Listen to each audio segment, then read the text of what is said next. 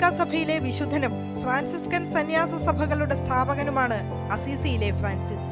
സവിശേഷമായ വ്യക്തിത്വത്തിന് ഉടമയായിരുന്നു അദ്ദേഹം.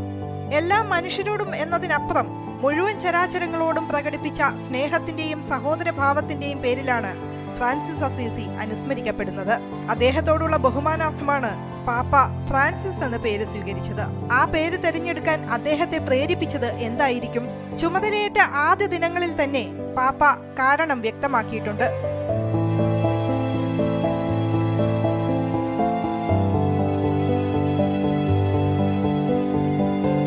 ഒരു കഥ പറയാം. താൻ ഫ്രാൻസിസ് എന്ന പേര് സ്വീകരിച്ചതിനെ കുറിച്ച് പാപ്പ സംസാരിച്ചു തുടങ്ങിയത് ഇങ്ങനെയാണ്. മാർപ്പാപ്പയെ തിരഞ്ഞെടുക്കാനുള്ള കോൺക്ലേവ് നടക്കുകയാണ്. ബ്രസീലിലെ കർദിനാൾ ക്ലോഡിയോ ഹമ്മസിന്റെ അരികിലാണ് ഇരിക്കുന്നത്. അദ്ദേഹം എന്റെ അടുത്ത സുഹൃത്താണ്. പാപ്പ തുടരുന്നു. വോട്ടെടുപ്പിന് ശേഷം കർദിനാൾ ഹമ്മസ് എന്നെ കെട്ടിപ്പിടിച്ചു, ചുംബിച്ചു. ദരിദ്രരെ മറക്കരുത് ഓർമ്മിപ്പിച്ചു.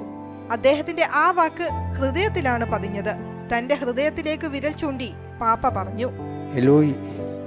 Mi abbracciò, mi baciò e mi ha detto non ti dimentichi dei poveri.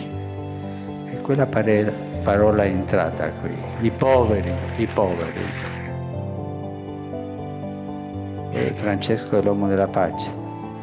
മാർപ്പാപ്പയെ തെരഞ്ഞെടുക്കാനുള്ള വോട്ടെടുപ്പ് നടന്നുകൊണ്ടിരിക്കെ ഞാൻ ചിന്തിച്ചത് യുദ്ധങ്ങളെ കുറിച്ചാണ്. ഫ്രാൻസിസ് സമാധാനത്തിന്റെ മനുഷ്യനാണ്. അങ്ങനെയാണ് ആ പേര് എന്റെ ഹൃദയത്തിലേക്ക് കടന്നു വന്നത്, ഫ്രാൻസിസ് ഓഫ് അസീസി. പിന്നൊന്നും ആലോചിക്കാനുണ്ടായിരുന്നില്ല. അങ്ങനെ കത്തോലിക്ക സഭയിൽ ആദ്യമായി ഫ്രാൻസിസ് എന്ന പേരിൽ ഒരു പാപ്പ ഉണ്ടായിരിക്കുന്നു.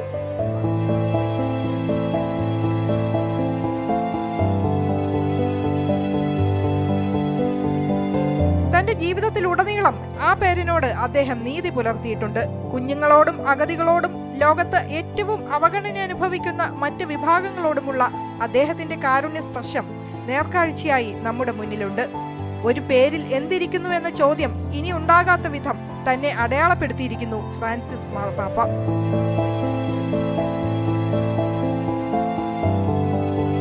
News desk, Amrita news.